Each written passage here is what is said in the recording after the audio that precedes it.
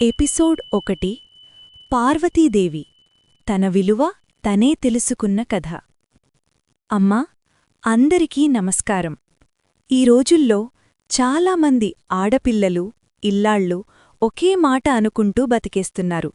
అదేంటంటే, మనం సర్దుకుపోతే చాలు, మనం మాట్లాడితేనే కదా గొడవలవుతాయి, మౌనంగా ఉంటే ఇంట్లో శాంతి ఉంటుంది. కాని ఒక్కసారి ఆలోచించండమ్మా, ఈ మాట నిజమేనా? ఎప్పుడూ మౌనంగా ఉండిపోవడమే మంచి ఆడపిల్ల లక్షణమా? ఈరోజు నేను చెప్పబోయే కథ ఒక దేవత గురించి మాత్రమే కాదు, ప్రతి ఆడపిల్ల మనసు గురించి. ఈ కథ పార్వతీదేవిది. తన విలువ తను ఎలా గుర్తించిందో చెప్పే కథ. పార్వతీదేవి హిమవంతుడి పుత్రిక. పర్వతరాజు బిడ్డ అంటే ఆమె ఒక రాకుమారి. అందం, చదువు, సంపద ఆమె దగ్గర అన్నీ ఉన్నాయి. కాని పార్వతి మనసు మాత్రం ఒక్కరి దగ్గరే ఆగిపోయింది. ఆమె కోరిక ఒక్కటే, పరమశివుడిని భర్తగా పొందాలి అని. కాని శివుడు ఎలా ఉండేవారు? ఈ లోకంతో సంబంధం లేకుండా కళ్ళు మూసుకుని తపస్సులో ఉండేవారు. పార్వతి తన దగ్గరకొచ్చినా ఆయన కనీసం కన్నెత్తి చూళ్లేదు. చుట్టూ ఉన్నవారు, దేవతలు కూడా పార్వతితో అన్నారు, అమ్మా, ఆయన ధ్యానంలో ఉంటారు, నీవైపు చూడరు, ఈ కోరిక వదిలేసి నీ జీవితం వేరేలా చూసుకో అని. మనకిష్టమైనవారు మనల్ని పట్టించుకోకపోతే ఎంత బాధగా ఉంటుంది కదా. పార్వతిక్కూడా అలాగే అనిపించింది. కాని పార్వతి ఏడ్వలేదు, నన్ను చూడలేదు అని కోపం తెచ్చుకోలేదు.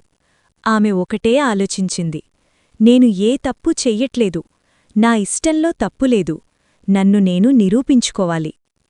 పార్వతి తపస్సు మొదలుపెట్టింది. తపస్సు అంటే ఏదో అడవిలో కూర్చోవడం మాత్రమే కాదమ్మా.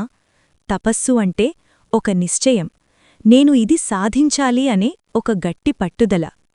ఎండ అని చూడలేదు, వాన అని భయపడ్లేదు. రోజులు గడిచాయి, నెలలు గడిచాయి. కాని శివుడు రాలేదు. ఆమె శరీరం చిక్కిపోతున్నా ఆమె ధైర్యం మాత్రం తగ్గలేదు. ఒకరోజు పార్వతి మనసులో ఒక ఆలోచనొచ్చింది. నేను ఈ తపస్సు కేవలం శివుడు నన్ను చూడాలి అని చేస్తున్నానా, లేక నా శక్తి ఏంటో నాకు తెలియడానికా? అప్పుడామెకర్థమైంది, ఈ ప్రపంచంలో ఎవరైనా మనకు విలువ ఇవ్వాలి అంటే ముందు మనం మనకు విలువ ఇచ్చుకోవాలి. ఎప్పుడైతే తనమీద తనకు నమ్మకం పెరిగిందో ఆమెలో ఒక కొత్త శక్తి పుట్టింది. ఆ శక్తి ముందు ఆ పరమేశ్వరుడు కూడా తలవంచక తప్పలేదు. పార్వతి తపస్సులో ఉన్న నిశ్చయాన్ని చూసి ఆమె గొప్పతనాన్ని గుర్తించి శివుడు ఆమె ముందుకొచ్చారు. ఇక్కడ మనం ఒక్కటి గమనించాలమ్మా, శివుడు వచ్చి పార్వతిని నువ్వు ఇన్ని రోజులు ఎందుకు ఓర్చుకున్నావు అని అడగలేదు. ఆయన చూసింది పార్వతిలో ఉన్న ధైర్యం. సహనమంటే ఓడిపోవడం కాదు, మౌనంగా ఉండటమంటే బలహీనత అంతకన్నా కాదు. మీ విలువ మీకు తెలిసినప్పుడు మీ మాటలో ఒక గౌరవం ఉంటుంది. మీరు ఎవరో మీకు తెలిసినప్పుడు ఈ ప్రపంచం మొత్తం మిమ్మల్ని గుర్తిస్తుంది. ఈ కథ కేవలం పార్వతీదేవి గురించి మాత్రమే కాదమ్మా, ఇది మీ గురించి.